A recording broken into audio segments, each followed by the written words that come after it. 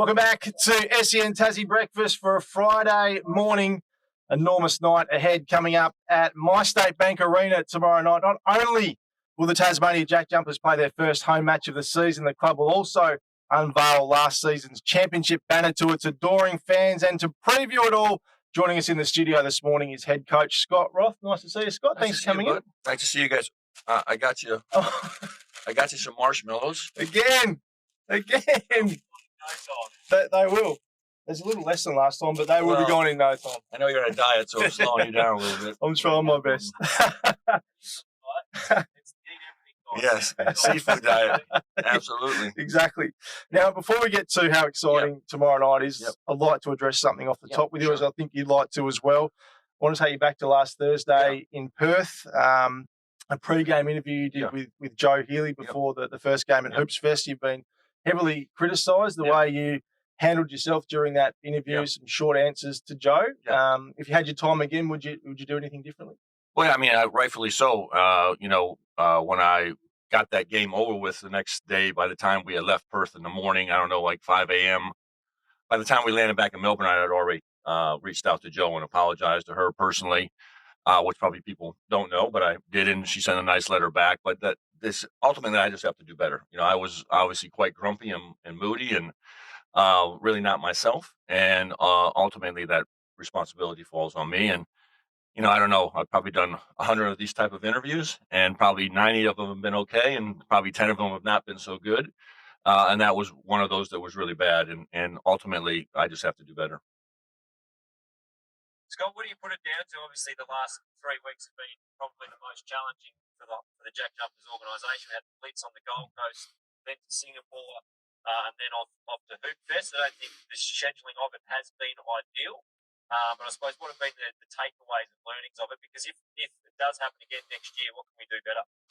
Well, I think the first thing is, because some people already have asked me from the NBL, is it's not about playing the games. It's actually the rest in between the travel, which we had none. It was just on to the next thing, then, on to the games. And so there's not a lot of downtime to recover from anything.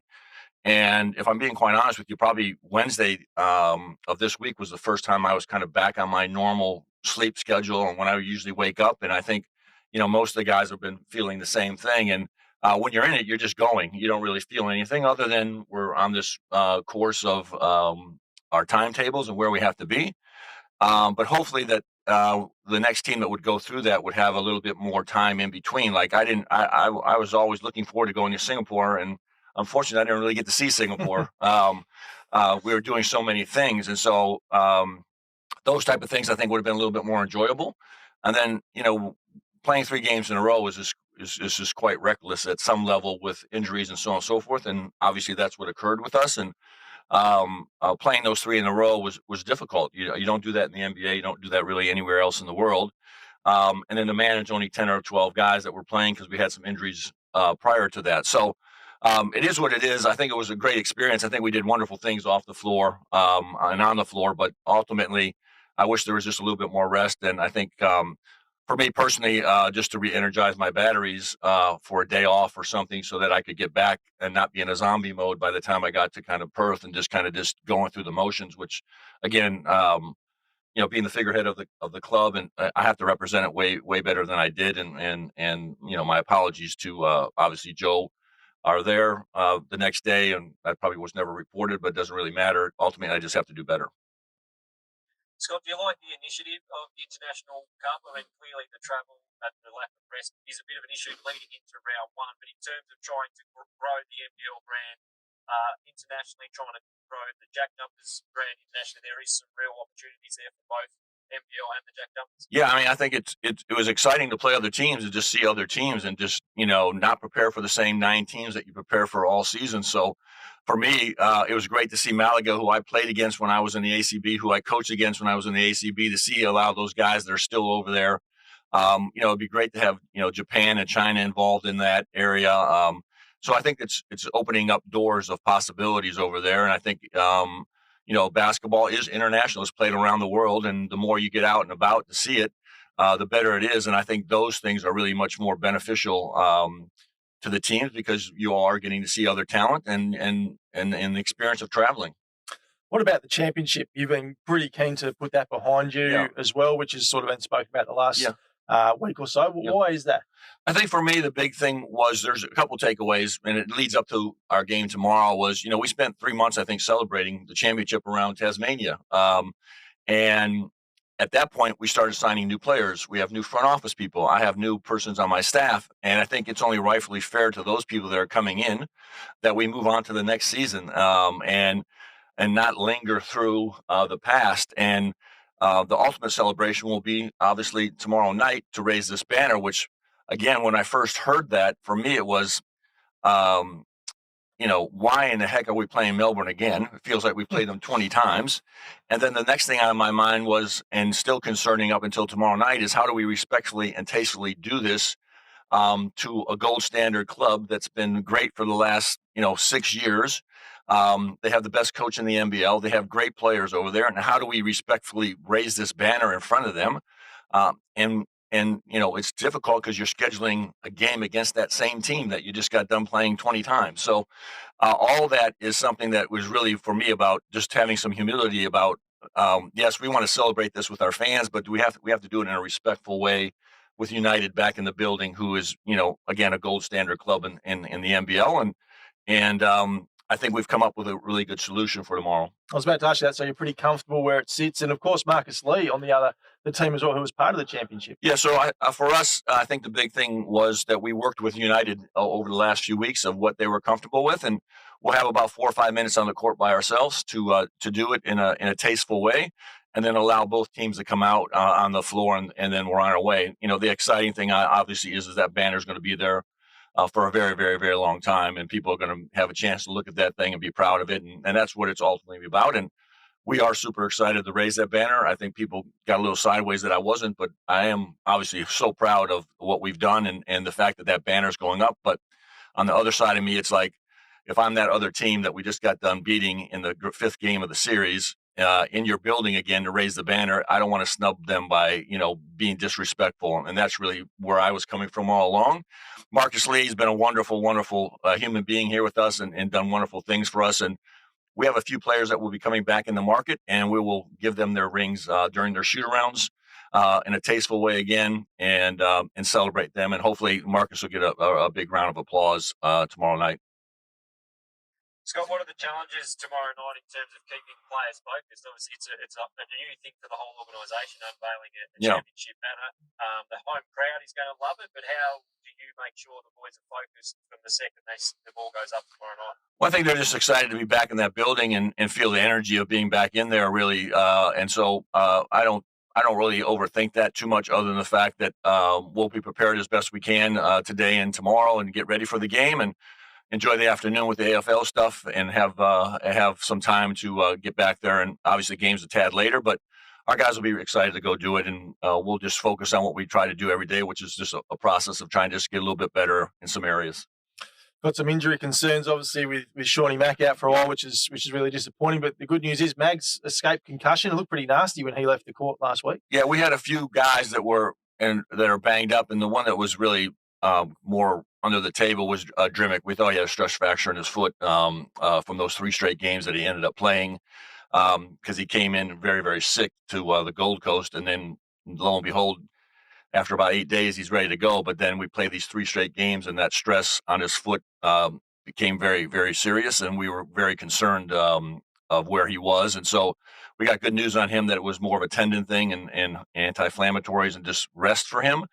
And then Magnay has not practiced yet. He'll practice today. I'm anxious to see how he does. He hasn't had contact or anything yet. He's kind of been one of those injuries where it's kind of like a car wreck, where you kind of get bumped around and your back and your shoulder and your neck go in different directions. And I think he's just hopefully going to be fine. And I do anticipate him playing, but he hasn't practiced yet. What about Shawnee Mack, Scott? I know a lot of Jack Jumpers fans are keen to hear how he's going. I did hear from some spies of mine down on the ground, Brenner. I don't know if you've seen this, but I've heard he has been out of the boot, which is a really good sign. Yeah, he was supposed to come out of the boot at the end of this week, which he has, and he's slowly walking around. But that ankle sprain is quite nasty. it's probably as bad as it could be up until a break. And so I think he'll, have the whole term to get back to health, because it was quite nasty, and his foot still has quite a bit of swelling in it, but he is walking around, which is a good sign. He's healed fast in general, and he's doing all the work. So, we're hopeful to see him before December. That would probably be the timetable that he's on, and we'll just leave it up to our physios and our strength and conditioning guys who have been fantastic with our players.